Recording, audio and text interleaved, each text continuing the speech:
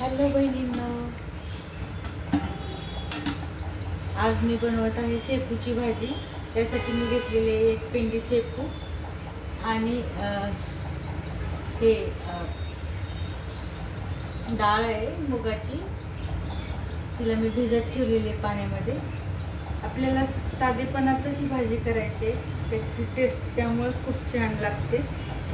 Actually शेपूच्या भाजीचा वास काही लोकांना आवडत नाही, तर मुगाची डाळ टाकून एकदम साधी कांदा, लसूण आणि हिरवी मिरची, मीठ असं टाकून केल्यानंतर खूप छान टेस्ट लागते।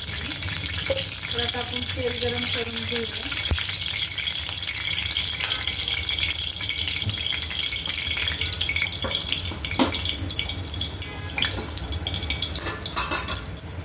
थोडेसे जिरे टाकूया आपण। तेल गरम झाले आपलं। जिरेची टेस्ट पण भाजीला खूप छान लागते। या भाजीला काहीच लागत नाही जास्त, जशी मेथीची भाजी सुंदर लागते तशीच हे पण लागते। आता आपण मिरची टाकून घेऊया। आणि साधेपणा केल्यानंतरच भाजीला खूप टेस्ट येते, एकदम वेगळी टेस्ट असते ती। आता आपण म्हणजे अद्रक लसूणची पेस्ट ती टाकूया। थोडीशी गार्लिक पावडर पण टाकूया।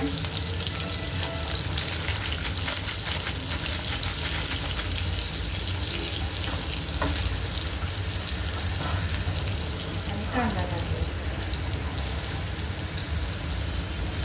आता आपल्याला हे चांगलं परतवायचं।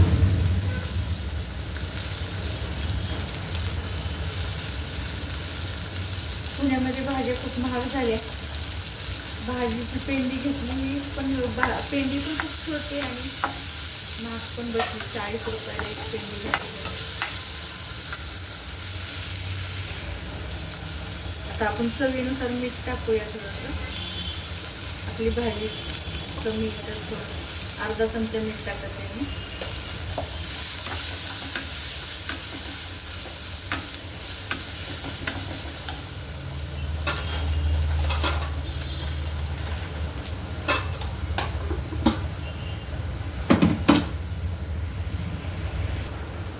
आपण ही भाजी चिरून घेऊया।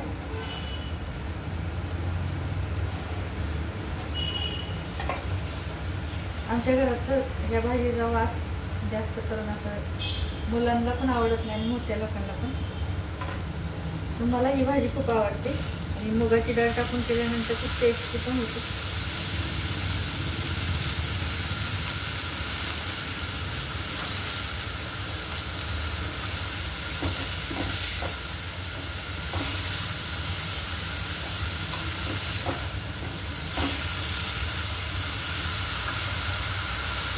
आपण डाळ टाकून घेऊया।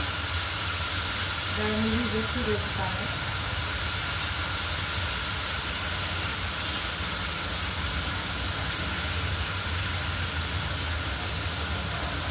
तरी पण ना डाळ 2-3 पाण्यानं धुवून घ्यायची, कारण त्याच्यावरती काहीतरी पावडर लावलेली असते। ते आपण घरी थोडी ना बनवू, दुकानातून असते। पाणी 2-3 वेळा जरी काढलं तरी ते पांढरं पाणी दिसत असतं। मेथीच्या भाजीत पण मुगाची डाळ टाकल्यानंतर खूप टेस्ट होते, तशीच ही पण भाजी मुगाची डाळ टाकल्यानंतर खूप टेस्टी होते।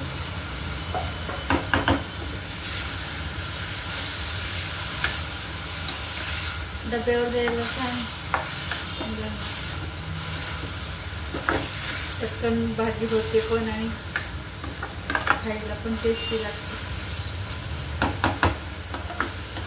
बहिणींनो, माझा व्हिडिओ आवडल्यास माझ्या रेसिपीला लाईक करा, माझ्या चॅनलला सबस्क्राईब करा। थँक्यू। झाली आपली भाजी तयार।